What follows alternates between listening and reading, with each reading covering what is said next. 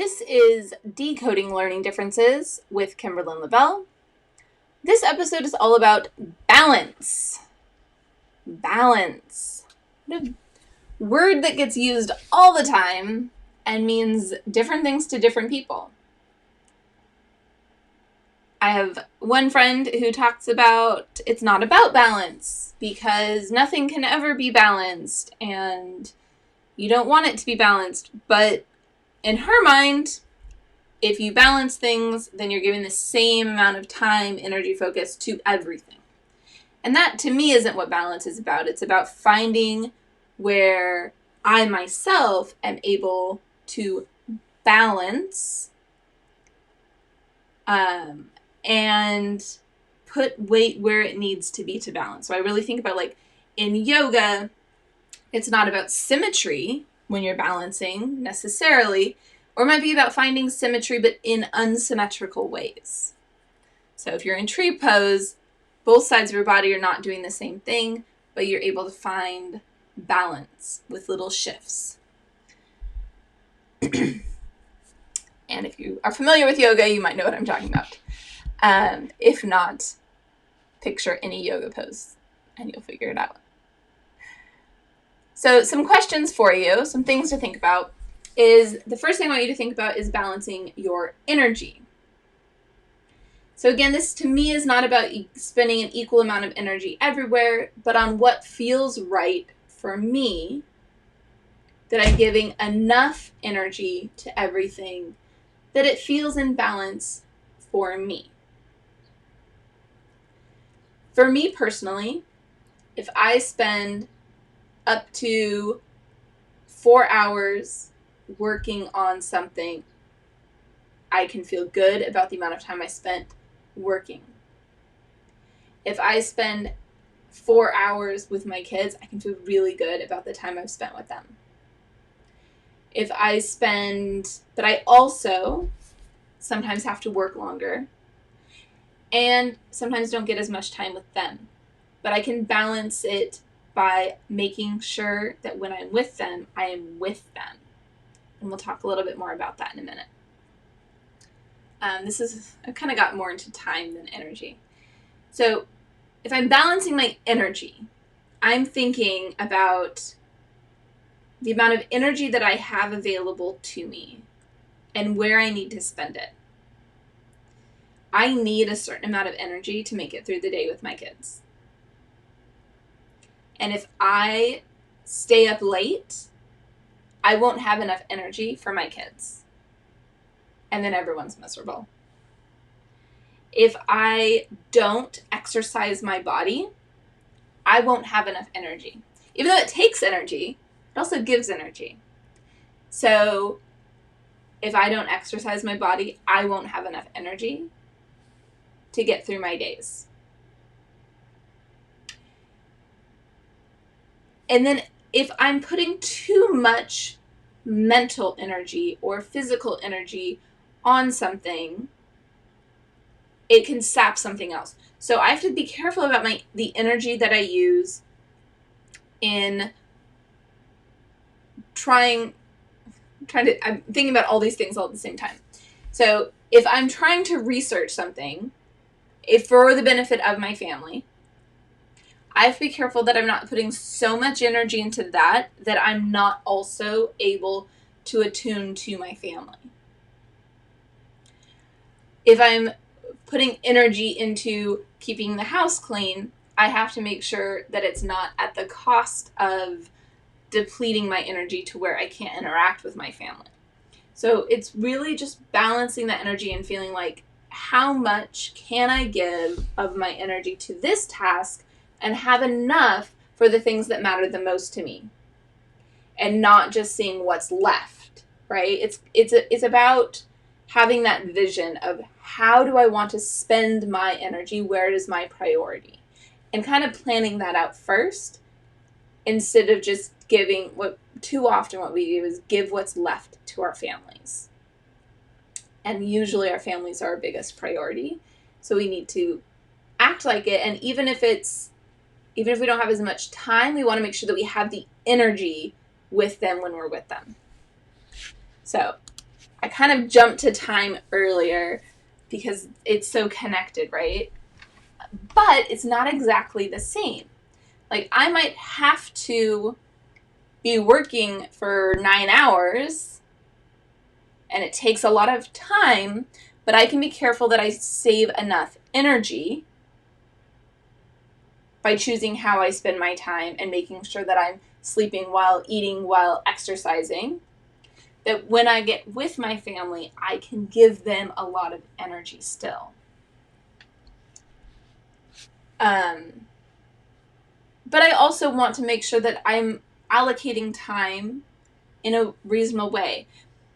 On the phone, they have that screen time app or notification or whatever on the Apple phone. I don't know what all phones have, but so every week it tells me what my average for the day was of screen time, and I'm like, ugh. Now sometimes I know that it's high because I was using it to do a lot of research and like actually read through things while doing, while I had to be doing something else, or in downtime where I couldn't really be doing much else. So sometimes it's basically I'm using it as a book, and then I know, okay, it's okay for me this week that the screen time is high because I can see where it got used. But sometimes it's high, and I know I was just on my phone. Like, I was just like, this app, and I'm like, just entertain me, right? I'm like looking for entertainment. And that's sapping my energy and my time. I'm not focusing my energy on where I want to be with my family. I'm not focusing, and then I'm wasting the time that I have with them. So these definitely the energy, time definitely go hand in hand. And with that also goes focus. Am I focusing my time and energy where I want to focus my time and energy? I want to focus my time and energy on my family, but do I actually do that when I can? Not all the time. I definitely can do better. I'm working on it. This is definitely an episode that is for me, and something that I will be listening to again and again to remind myself my own beliefs. But I hope it also resonates with you. So we've kind of talked about that focus, that time, that energy, and finding a balance for each of those, making sure that we spend as much time as we want with our families, and also enough time for ourselves, that we're taking enough time, energy, and focus on our own personal needs. And watch out for those sucks. Definitely the phone is a huge suck of time, energy, focus, and it's not helpful. It's not beneficial most of the time. Okay, another aspect of balance that I could do a whole episode on, but I'm throwing it in here, is it's a different balance. This balance that I want to talk about is accepting who your child is with encouraging and supporting progress.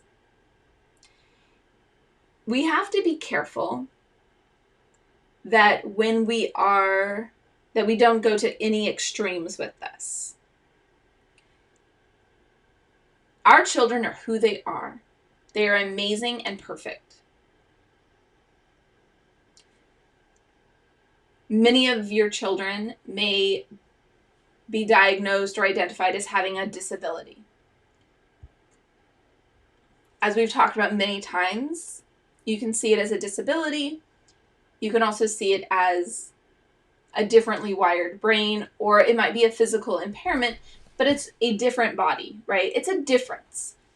And that's why I don't say decoding learning disabilities or anything like that. This is decoding learning differences, understanding the differences, that differently wired brains are not deficient, they're just different. And then we can celebrate those differences. We can accept our children for exactly who they are, love them for exactly who they are, encourage them to be exactly who they are. But part of that is, in loving them and accepting them for who they are, is also seeing and supporting them as they progress. So we have to be careful that we don't get afraid to encourage the progress and go, oh, well, if I tell them that they need to do something, then it will seem like I don't accept them for who they are. We can do both. We can accept them and love them for who they are and encourage them to be who they are to their full potential, right? We can foster that potential. So it becomes down to a lot of what I've talked about multiple times of finding their interests and supporting their interests to drive their education, finding their strengths and using their strengths to foster and grow their education. It's about looking for who is my child and how do I help them grow as that person. Not based on any set curriculum or homeschooling philosophy or school curriculum, school philosophy, or developmental charts or standards lists or whatever else, or then comparing to the neighbor next door or to their older sibling or to their younger sibling, right? It's not about any of that. It's about who is my child right now in this moment. What are their current skills? What skills are we fostering now? What are we working on now? And this can be taking those, my child has dyslexia and cannot read. Okay. I love them. I accept them for who they are. And I'm going to celebrate that differently wired brain and all of the things that it's going to accomplish in life because of the way it's wired. But I'm also going to recognize that my child will benefit from knowing how to read. And I'm going to support my child in learning how to read through a program that is designed to work with their dyslexic brain and help them to be successful. So I definitely want to encourage you to find that balance, accept who your child is exactly, and help them grow. It's definitely never about, if you don't start reading, then you're, right? Any of that, you're not accepting at that moment. If you're telling them they have to do something, or if they don't do it, then this is going to happen to them, you've stopped accepting and you started just worrying so much for them and being so stressed out that you're trying to control the thing that's scaring you. And I get it. But we have to go back to accepting and loving who they are and looking at where they can go and how we can support them to get there in a very loving and supportive way. Anytime that they're feeling stress from us, I can't believe you can't. Or if they hear us, he still can't read. I don't know if you could hear that. He still can't read. He's 10 years old and he still can't read. We might, or if our kid is knowing that we're stressed about it, they're going to feel stressed about it. They're going to start feeling badly about themselves about it and then feel that there's something wrong with them. And then if they are 10 years old and can't read, we might want to have that conversation with them about the way that their brain is wired, that it has prevented them from learning how to read so far, but that there are ways to learn how to read at 10 years old and still be very successful in life. And then finding those that'll work for them.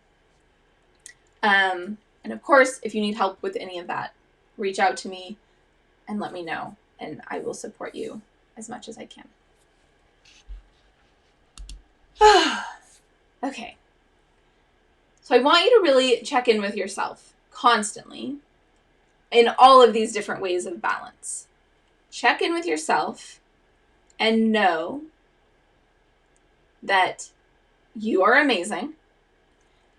Check in with yourself and know and look at, how is my energy and how am I spending my energy? How is my focus and how am I spending my focus? How is my time and how am I spending my time? And remember that those are three separate things that are interconnected, but they're not like exact, where if you spend 2 hours with your kids, you've spent, 2 hours worth of energy with them and 2 hours worth of focus with them. You can be with them and spend almost no energy and almost no focus.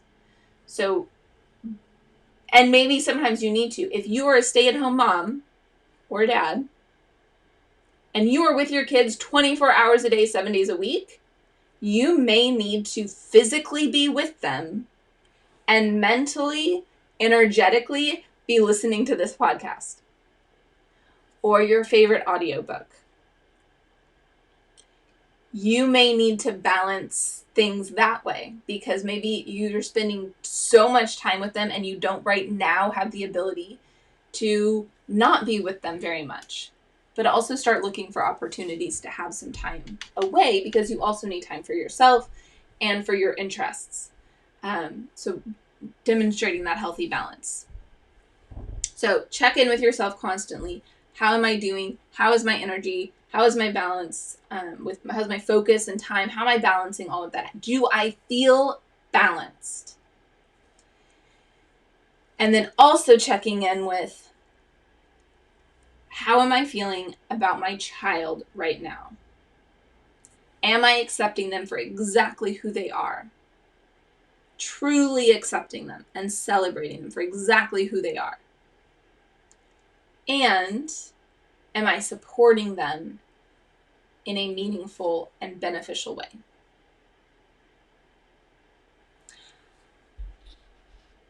This episode has been pretty deep, so take some time, really think about it.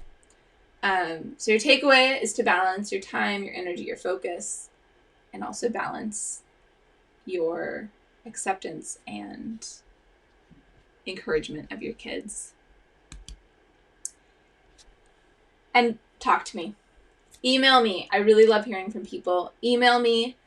What helps you feel balanced? What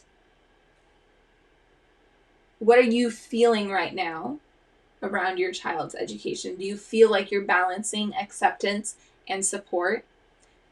Do you need support with being able to balance that?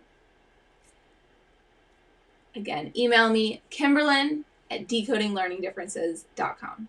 I really look forward to hearing from you. And I will talk to you again soon.